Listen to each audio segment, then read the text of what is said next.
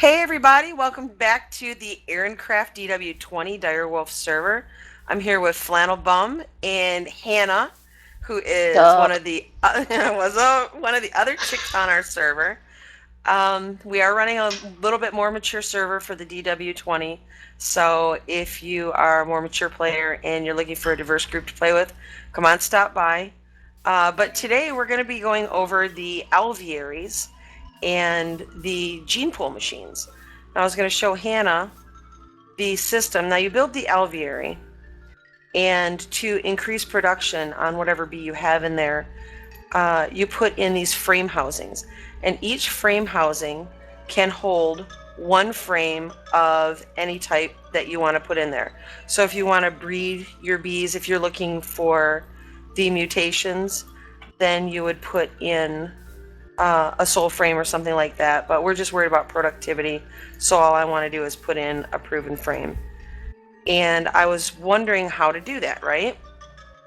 Because I didn't want Yeah. to keep coming out here each time. So I worked out this system.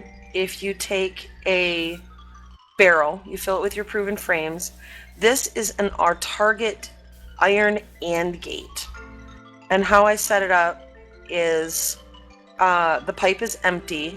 If the wooden pipe is empty, then it gets an energy pulse. And if the box underneath has a space in its inventory, which is the relay, then it also gets an energy pulse. The frames are fed into the relay, then they are fed into the router, and from the router, they're fed directly into the machine, or into the housings. It's pretty cool, actually. I don't know if you can see the settings or not. But the reason that the relay is there, and people are going to, why did you use a relay when it can go directly into the router? Because the router needs a little bit of a cushion in between it and the pipe. So it helps to feed the frames into the housings faster.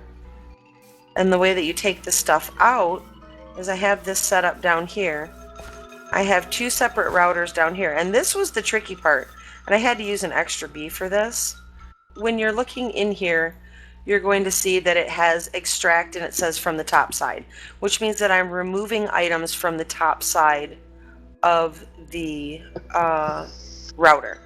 But the tricky thing here is if you click on that double dash thing, you can actually see Okay. what I'm extracting from the machine. So I'm extracting the princesses, I'm extracting the drones, and I'm extracting the dripping cone. There's probably a better way to do this, but this is the way that I put it together. Alright, so this will just Okay. keep you from sucking out stuff that isn't those things, right? Right, Okay. exactly. Because I was having a problem with the frames all getting sucked out, Right. which really stunk. So That's then cool. down here, I have just a regular target gate, and it's set redstone signal off with the energy pulsar. So yeah, it pulses when there is stuff to remove from there. Basically, it comes down this pipe. I had an APRS pipe set up here, but that wasn't working so well, and I was losing bees. So I set up a diamond pipe, and the diamond pipe is set up to route pretty much anything through the ender chest that's down there, and only the princesses get thrown up into this router, which it has to be set to insert slot 0, because that is the number for the princess spot or the queen spot in the alveary. And then it automatically inserts that bee into there. And that's how these work. And everything gets pumped back to the other building, and it automatically gets processed. Now, right now, I'm just doing imperial bees. I'm just testing everything out, and I could probably use a less expensive bee to do that, but I just did it. And it comes back in here, and everything gets processed and run through the they get run through these centrifuges, and then everything gets deposited into these chests and da da da da. But I haven't worked all of this out yet. That wasn't really like the key thing. Wow, that's pretty crazy. It is kind of crazy, isn't it?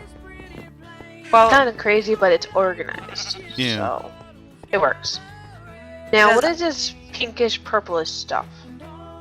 dude, this is DNA. This is bee DNA. And what Oh. happens with bee DNA is you can operate the synthesizer and the purifier with that. You fill up the serum vials and you can basically genetically encode whatever bee you want. So what you do is you make yourself a gene pool, and that's what this machine over here is with the target gate. I have it set up with an iron and gate, again with the same setup that I had over on the alvearies. Pipe empty gives a pulse. If the inventory below is empty, then it gives another pulse and it'll send bees down here. You put your bees into the gene pool, it turns them into this liquid DNA. Then you can come over here. Now before you use these DNA machines, you have to use something called an isolator. And that's this third machine, the orange one.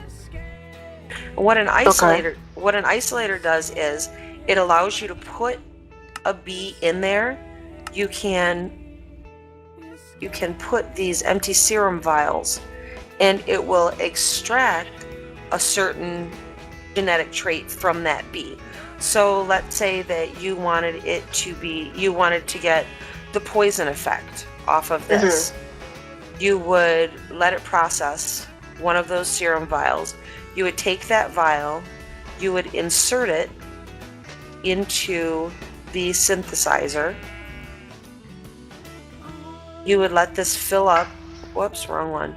You would let this fill up all the way, and it's going to be bad quality when you're done filling it.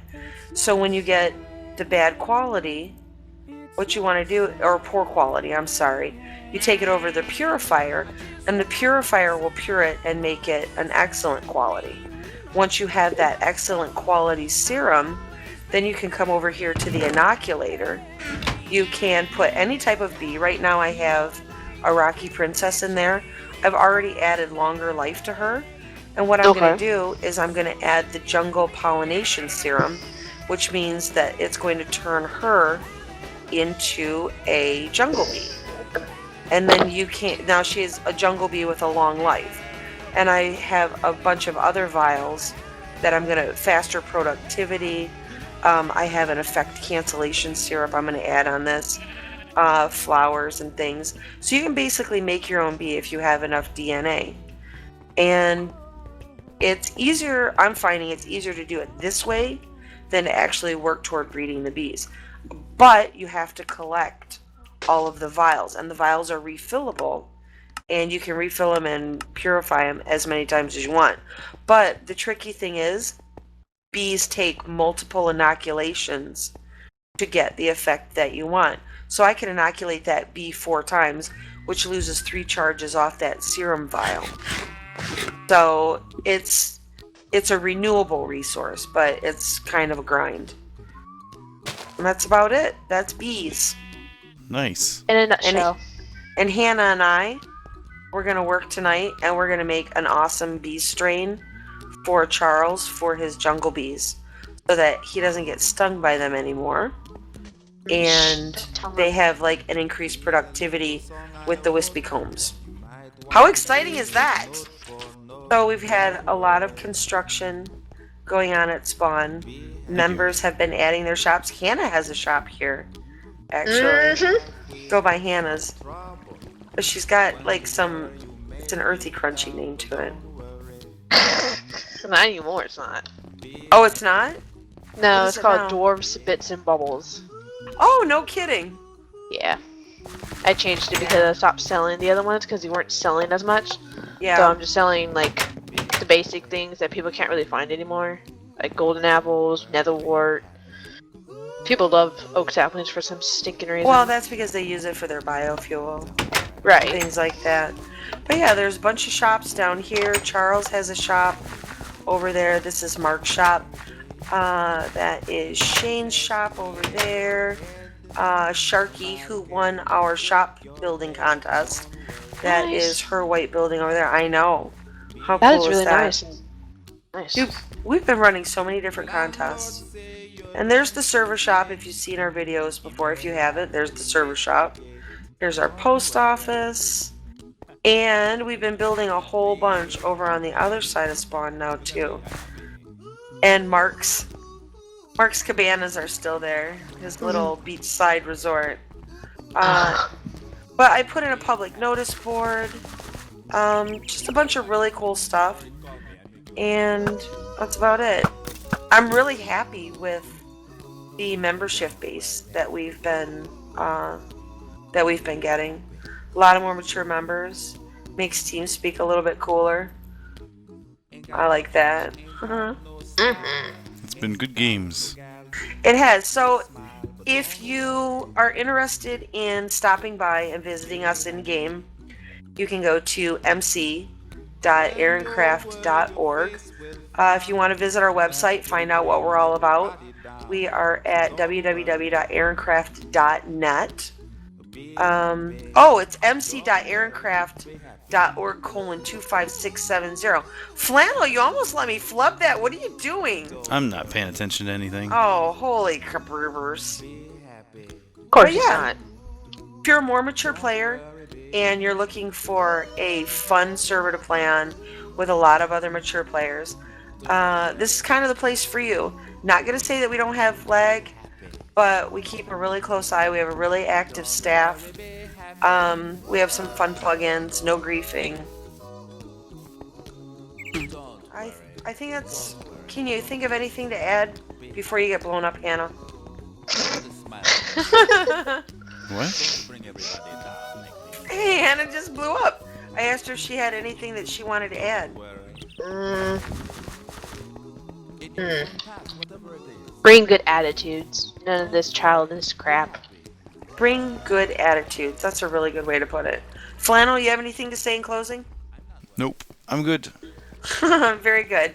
All right. Well, thanks for stopping by, everybody, and we hope to see you in game. Bye. Bye!